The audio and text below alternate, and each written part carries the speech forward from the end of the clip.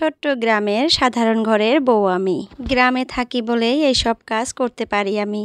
ভাঙাচোরা বেচে মাসে ৬০০ টাকা জমাচ্ছি আমি। আসসালামু আলাইকুম আমার প্রিয় আপুরা, তোমরা কেমন আছো? আশা করতেছি ভালো আছো। আলহামদুলিল্লাহ, তোমাদের দোয়া এবং আল্লাহর অশেষ রহমতে আমিও সুস্থ এবং ভালো আছি। নাজনীন ব্লগ চ্যানেলে আরো একটা নতুন ভিডিওর সাথে তোমাদের সবাইকে স্বাগত জানাইতেছি। আশা করতেছি আজকের ভিডিওটা তোমাদের কাছে ভালো লাগবে। যদি ভালো লাগে প্লিজ একটা লাইক দিয়ে আমার পুরো ভিডিওটার সাথে থেকো। এই তো প্রত্যেক দিনের মতো আজকাল সকাল সকাল তোমাদের সাথে নিয়েই কিন্তু ভিডিওটা শুরু করে দিছি। দেখো, সকালে ঘুম থেকে উঠে বাহিরের পরিবেশটা তোমাদের সাথে শেয়ার করলাম। তো বাহিরে দেখো অনেক বৃষ্টি পড়তেছে আর অনেক ভালো লাগতেছে আমার আজ, কারণ অনেক গরম গেল এই কদিন, তো 2 দিন থেকে অনেক সুন্দর বৃষ্টি পড়তেছে, অনেক ভালো লাগতেছে। আসলে অনেক গরম থাকলে তারপর যদি বৃষ্টি নামে অনেক কিন্তু শান্তি পাওয়া যায়। তো সেটাই। এই তো দেখো সকালে উঠে কিন্তু আমি অফ ক্যামেরায় সবজিগুলা কেটে নিছিলাম। তো পেঁপে কেটে নিছিলাম, আজকে পেঁপে দিয়ে মাছ দিয়ে রান্না করব। তো ওইদিকে কিন্তু দুপুরের জন্য সবজিটা বসিয়ে দিলাম। তোমরা হয়তো দেখলাই ফার্স্টে মাছটা ভালো করে জাল করে নিলাম, তারপরে আবার ওই কড়াইয়ের মধ্যে দেখো পেঁপের সবজিটা আমি বসিয়ে দিলাম। পেঁপেটা আগে কিন্তু ভাপ দিয়ে নিছিলাম, আর পেঁপে ভাপ না দিলে কিন্তু মানে খেতে ভালো লাগে না, একটা কষ থাকে। তো এই যে পেঁপের সবজিটাও হয়ে গেল। সেটার এক পাশে কিন্তু আমি সকালের খাবারের জন্য একটা পিঠা বানিয়ে নিছি, আর পিঠাটা বানাইছি আটা দিয়ে। আটার মধ্যে একটু চিনি দিছি, কালো জিরা দিছি, একটু লবণ দিছি, দিয়ে পানি দিয়ে মিশ্রণটা বানিয়ে নিছি একটু পাতলা টাইপ করে। তারপরে তো তোমরা দেখলাই আমি কিভাবে বানাইলাম, তো তোমরা ট্রাই করতে পারো, খেতে কিন্তু অনেক সুন্দর হয়, খুবই স্বাদ লাগে। তো যাই হোক, এই কড়াইটা না একটু নোংরা হয়ে গেছিল, মানে সবজি রান্না করতে যে হলুদটা লেগে যায় নতুন কড়াইয়ের মধ্যে কিন্তু এটা হয়। তো আমি এই কড়াইটা এইভাবে সাফ করলাম, একটু লবণ দিয়ে একটু পানি দিয়ে জাল করলাম, তাহলে কি হয় মানে হলদিটার কালারটা উঠে আসে। তারপরে একটু ভালো করে ঘষে নিলে এই যে দেখো পরিষ্কার হয়ে গেল, খুব সুন্দর পরিষ্কার হয়ে গেল, অনেক তাড়াতাড়ি হয়ে যায়।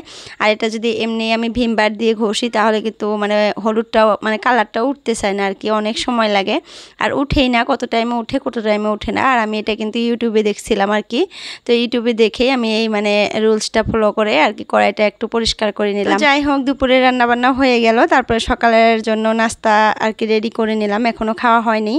আর আজকে তো সানডে, তো আমি কিন্তু সানডের দিনে আর কি রবিবারের দিনের ব্লগটা তোমাদের সাথে শেয়ার করতেছি।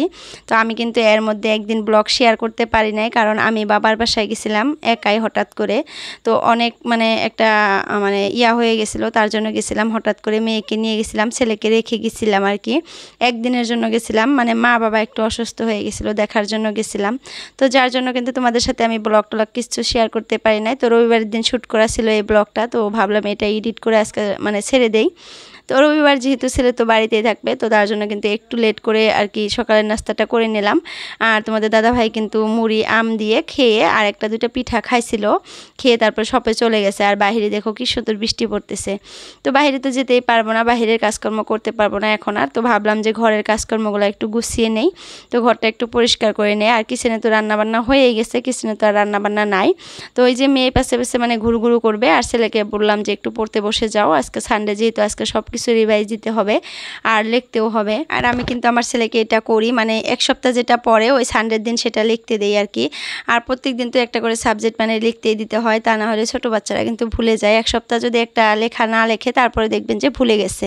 তো এটা মায়েদের মানে একটু মানে খেয়াল রাখতে হয়, তো মাঝে মধ্যে লিখতে দিতে হয় কিন্তু। তো আমার ছেলেকেও প্রত্যেক দিন আমি একটা করে চ্যাপ্টার বা একটা করে সাবজেক্ট লেখাই, মানে এক্সামের মতো নেই।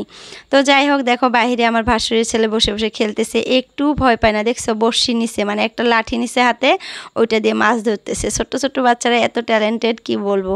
তো বাইরের বৃষ্টিটা অনেক ভালো লাগতেছে, আজকে অনেক ভালো লাগতেছে, কারণ এই কয়দিন যে এত গরম গেছে মানে সহ্য করতে পারছিলাম না, মানে শুকিয়ে গেছি এত গরমে কি বলবো, মানে অধৈর্য হয়ে গেছিলাম। তো হঠাৎ করে আল্লাহ এইভাবে বৃষ্টি দিল, রহমতের পানি, অনেক ভালো লাগতেছে।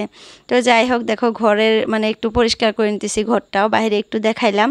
তো কাপড় কিন্তু আজকে আমি মেশিনে দিয়ে দিছি, হাতে কাচবো না। তো এই যে বিছানার চাদরটা একটু পরিষ্কার করে গুছিয়ে নিতেছি। তো আমি কিন্তু কালকেও আপুদের কমেন্ট পড়তে পারি নাই, কারণ কালকে তো ব্লগ দিতেই পারি নাই, তো কিভাবে পড়বো। তো ভাবছি যে আজকে একটু মানে ব্লগে আর কি কমেন্টগুলো পড়ে নিব। তো তার আগে ভাবলাম যে রুমটা একটু ক্লিন করে নিয়ে তারপরে বাহিরে যখন কাজ করব তখনই কিন্তু তোমাদের সাথে আমি আর কি কমেন্টগুলো শেয়ার করব। আর আমি যে ফার্স্টেই বললাম যে আমি ভাঙাচোরা বেচে কিন্তু অনেক টাকা মানে জমাইতেছি, তো এটা কিন্তু লাস্ট পর্যায়ে দেখতে পারবা আমি কত টাকা আর কি সেভিং করছি এই ভাঙাচোরা বেচে, তোমরা কিন্তু দেখতে পারবা। তো লাস্ট অবধি দেখো ভিডিওটা, তাহলেই বুঝতে পারবা আমি কত টাকা সেভিং করছি।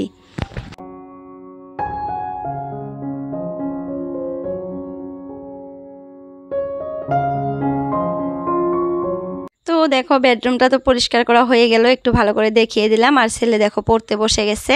তো তারপরে ঘরটা ঝাড়ু দিয়ে নিচ্ছি। আর ঘরটা ঝাড়ু দেওয়া তোমাদের সাথে না আমি ভালো করে শেয়ার করতে পারি না, কারণ ওই যে ক্যামেরাটা ভালো করে রাখতে পারি না, ঘরের মধ্যে ওইরকম জায়গা নাই।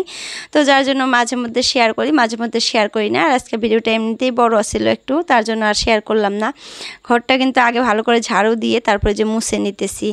আর গরমের দিনে কিন্তু প্রত্যেক দিন ঘরটা মুছতে হয়, ঠান্ডার দিনে তাও একদিন পর পর মুছলেও হয়, কিন্তু গরমের দিনে রোজ মুছতে হয়, তা না হলে কিন্তু ভালো লাগে না।